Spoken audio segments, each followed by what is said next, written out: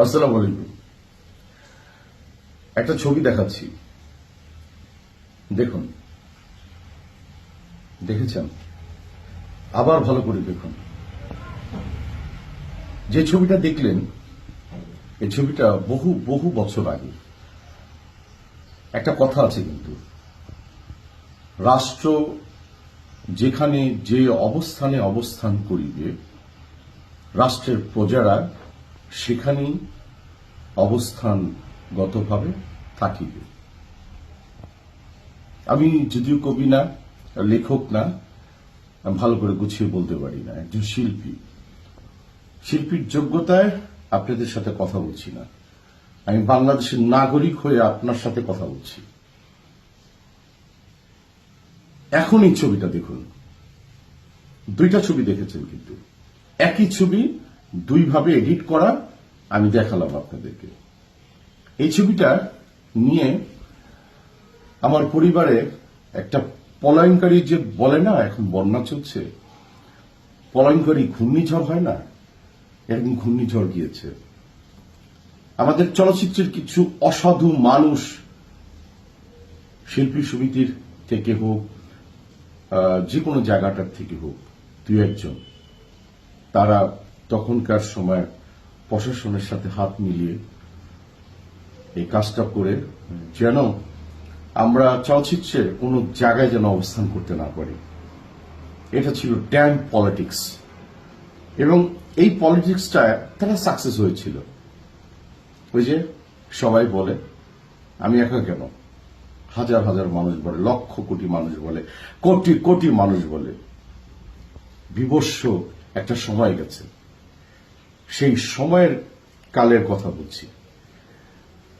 এই ছবিটার একটু বিষয়বস্তু বলি। এই ছবিটা বেগম খালেদা জিয়া, ম্যাডাম খালেদা জিয়া তখন রাষ্ট্র ক্ষমতায় ছিলেন, আর আমাদের বর্তমান ভারপ্রাপ্ত চেয়ারম্যান তারেক সাহেব, তার সুযোগ্য সন্তান, তার ওয়াইফ জোবাইদা ম্যাডাম সেখানে অবস্থান করছিলেন।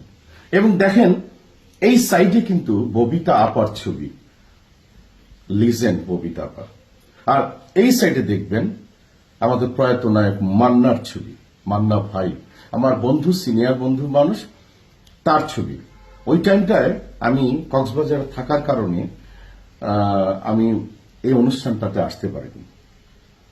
তখন হয়েছিল যে একটা বাংলাদেশ কি বলে, ঢাকা ইউনিভার্সিটির একটা অনুষ্ঠানে এই কবুতর উড়াবে, এই ধরনের একটা ছবি তোলা হয়েছে। দেখুন, ছবি কিন্তু, আমাদের ছবি কিন্তু সবার সাথে থাকতে পারে। একজন বোথেল গালের সাথে থাকতে পারে, একজন চোরের সাথে থাকতে পারে, ডাকাতের সাথে থাকতে পারে, লুচ্চা বদমাইশ, আপনারা যে ভাষায় বলেন না কেন, সবার সাথে আমাদের ছবি থাকতে পারে। আমরা কিন্তু জানি না যে আমার সাথে দাঁড়িয়ে কোন মেয়েটা ছবি তুলছে, কোন ছেলেটার ছবি তুলছে, তার রাজনৈতিক পরিচয় কি, আমাদের জানার কথা না। কারণ আমরা শিল্পী। অনেকেই কোট করে অনেকে বলেন, আপনার সাথে তো অমুকের ছবি আছে। ওই বেটা, তুই দেখোস না বেটা, ফাউল। আমরা একজন শিল্পী, আমাদের সাথে শিল্পী সবার সাথে ছবি থাকতে পারে, তার বলে আমরা পৌঁছে যাইনি। সো ওই টাইমটাই কিন্তু আমাদের পরিবারকে হেনস্থা করে তারা সাকসেস হয়েছিল। এবং আমাদের একটা রেস্টুরেন্ট ছিল, কি বলে, গুলশানে, মন্টনা হাউস, সেটা পর্যন্ত তারা ধ্বংস করেছে। চলচ্চিত্রের নাম করা একজন দালালের সঙ্গী হয়ে তার পলিটিক্সে। এবং আজকে যে ঝড় আমি ওমর সানি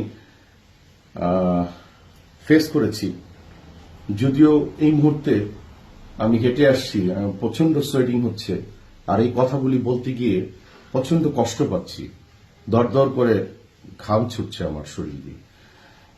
সে বিভৎস কথার জন্য বহু বছর পরে আপনাদেরকে জানালাম, বিচার দিইনি। আরে বিচার তো আল্লাহ করবে, আল্লাহ রহমান রাহিম। যে বলে না গ্রামের ভাষায়, আল্লাহর দাও হচ্ছে বোতা দাও, বোতা, বোতা বোঝেন, বোতা দাও। খুব আস্তে ধীরে কাটে, ঠিক আছে? এটা কিন্তু খুন না। কাচাং করে আপনি পোজ দিলেন, জিব্বাটা কেটে গেল, গলাটা কেটে গেল, তা না। কিন্তু আল্লাহ সুবহানাহু ওয়া তাআলা তাদের বিচার, যারা এগুলি করেছে তাদের সুন্দর বিচার হয়েছে, আরো হওয়ার অপেক্ষায় থাকলাম। এবং যে বলে না, বিচারের পার্ট 1 পার্ট 2, সেটা দেখার অপেক্ষায় থাকলাম। আল্লাহ, আপনি রহমান রাহিম, সমস্ত বিচার আপনার কাছে দিলাম, মানুষের কাছে কোনো কিছু দিলাম না। ভালো থাকবেন।